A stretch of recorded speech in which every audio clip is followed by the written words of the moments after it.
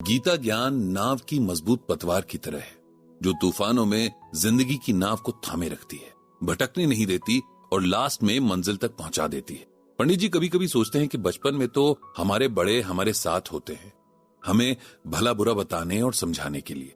अपनी समझ और एक्सपीरियंसेस के बेस पर उन्हें जो ठीक लगता है हमें बताते हैं, और एक एज तक बच्चे भी अपने बड़ों की बात मान लेते हैं। फिर थोड़ा बड़े होने पर स्कूल में टीचर्स होते हैं जो किताबों के साथ साथ जिंदगी जीने के लेसन्स भी देते चले जाते हैं। एक हद तक बड़े होते बच्चे उतना अपने पेरेंट्स की नहीं सुनते जितना टीचर्स की सुनते हैं, लेकिन असल परेशानी उस एज की है जिसमें हमें गाइडेंस और सपोर्ट की सबसे ज्यादा जरूरत होती है। लेकिन ना उस वक्त पेरेंट्स की बात समझ आती है ना टीचर्स की। वो एज है जवानी की, जिसमें इंसान खुद को सबसे ज्यादा समझदार समझता है, और अगर कोई उसके भले के लिए टोकना चाहे तो उसे वही दुश्मन लगने लगता है। जिस तरह बचपन हमारी लाइफ की नींव है, जवानी उस नींव पर खड़ा स्ट्रक्चर है। ये अगर गलत या कमजोर रह गया तो आगे की लाइफ बहुत मुश्किल हो जाती है। पंडित जी को लगता है कि बचपन के बाद इसी एज में सबको गीता ज्ञान को समझने की सबसे ज्यादा जरूरत है।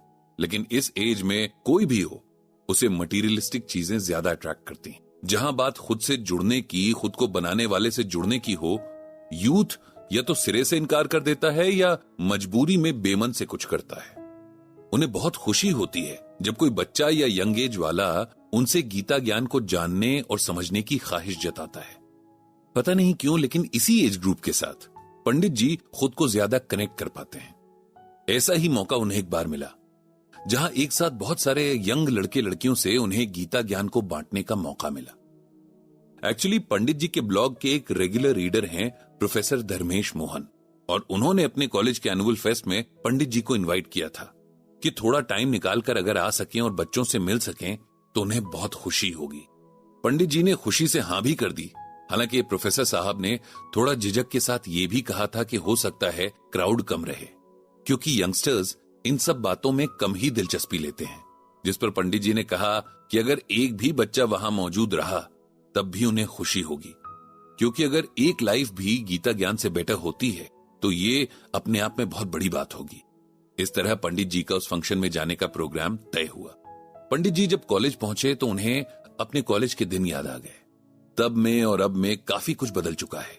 पहले का माहौल और डिसिप्लिन अलग हुआ करता था, अब बदलते वक्त के साथ सब कुछ अलग है।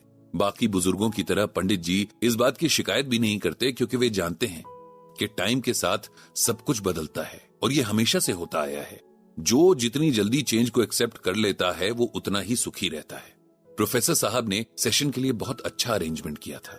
एक सेमिनार हॉल को सेट किया था जहां 100 के करीब सीट्स थी, जो कि जरूरत से ज्यादा ही थी, और माइक वगैरह की बहुत अच्छी अरेंजमेंट थी। फिक्स टाइम पर सेशन शुरू हुआ। जैसा कि एक्सपेक्टेड था, कम ही बच्चे सेशन के लिए आए थे, लेकिन जितने आए थे पंडित जी और प्रोफेसर साहब उसमें बहुत खुश थे। प्रोफेसर साहब ने सबसे पहले पंडित जी का इंट्रोडक्शन दिया, उनके ब्लॉग के बारे में बच्चों को बताया और गीता ज्ञान के जरिए स्ट्रेस मैनेजमेंट पर पंडित जी की लिखी पोस्ट पढ़कर सुनाई। इस पोस्ट में कई बातों से बच्चे वाकई बहुत इंप्रेस हुए, क्योंकि अभी तक उनके लिए श्रीमद् भगवत गीता एक बहुत भारी भरकम शब्द था, और मन में गलत परसेप्शन भी थी कि गीता जैसे महाग्रंथ को बुढ़ापे में ही पढ़ना और समझना चाहिए। शायद पहली बार उन्हें किसी ने श्रीमद् भगवत गीता को रियल लाइफ सिचुएशंस में अप्लाई करने के बारे में बताया था।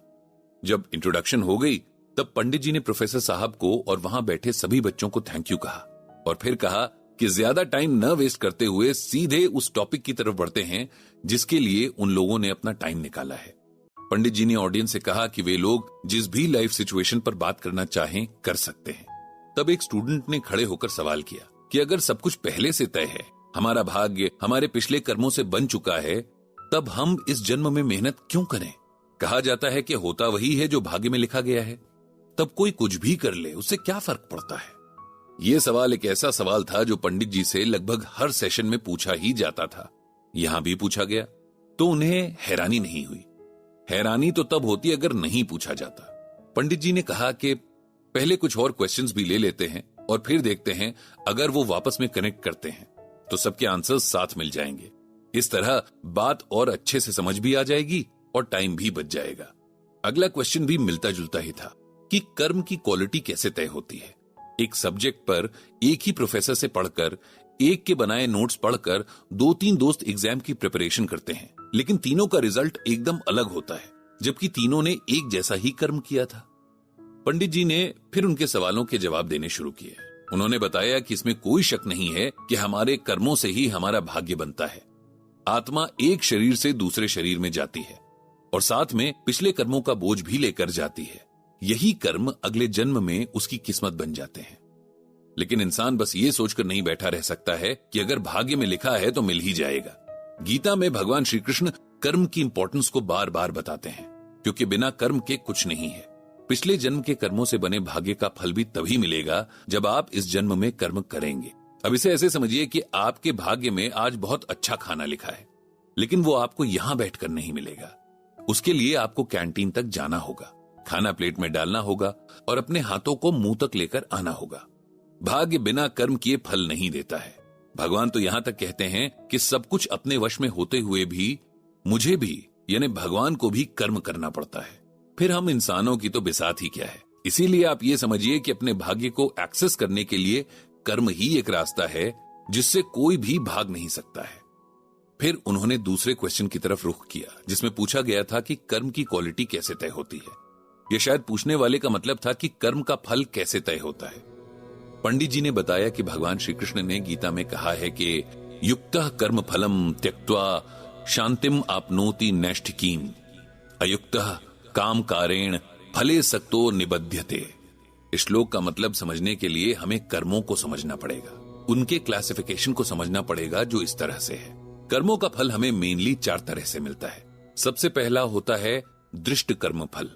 दृष्ट कर्म फल का मतलब जो हमारे नए कर्मों का फल है और हमें तुरंत मिल जाता है। जैसे कि हमने कर्म किया एग्जाम देने का और उसका रिजल्ट हमें तुरंत मिल गया। ये इसी जन्म का इसी वक्त का कर्म था और इसका फल तुरंत मिल भी गया। दूसरा होता है अदृष्ट कर्म फल। अदृष्ट कर्म फल में हम कर्म तो अभी करते हैं, लेकिन उनका फल हमें तुरंत नहीं मिलता, कभी बाद में इसी जन्म में या अगले जन्म में मिलता है, जैसे कि किसी अनजान इंसान की मदद करना। तीसरा होता है प्राप्त कर्म फल। यह हमारे पिछले कर्मों का फल होता है, जिसकी वजह से ही हम कहां, किसके यहां और किन सिचुएशंस में जन्म लेंगे ये सब तय होता है। और चौथा होता है अप्राप्त कर्म फल। ये वो कर्म फल है जिनकी आप चिंता नहीं करते हैं। जब इंसान को सही मायने में ज्ञान हो जाता है तब वो जो भी करता है उसके फल की न तो फिक्र करता है और न ही कोई उम्मीद ही करता है। जैसे आप जब पढ़ते हैं तो इसलिए पढ़ते हैं कि अच्छे मार्क्स के साथ पास हो जाए और अच्छी जॉब मिल जाए। जब ऐसा हो जाता है तो आप खुश होते हैं, जब ऐसा नहीं होता है तब आप दुखी हो जाते हैं। लेकिन जिसे गीता ज्ञान की समझ है वो सिर्फ अपना कर्म करेगा, जो कि पूरी मेहनत और ईमानदारी से पढ़ाई करना है। इसके बाद क्या होगा क्या नहीं इसके बारे में नहीं सोचना है।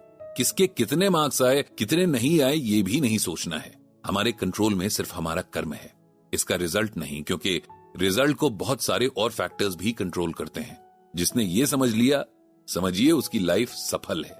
इस तरह कुछ और इंटरेस्टिंग क्वेश्चंस के साथ पंडित जी ने वो सेशन समाप्त किया। सभी बच्चों को उनसे मिलकर और पंडित जी को बच्चों से मिलकर बहुत खुशी हुई।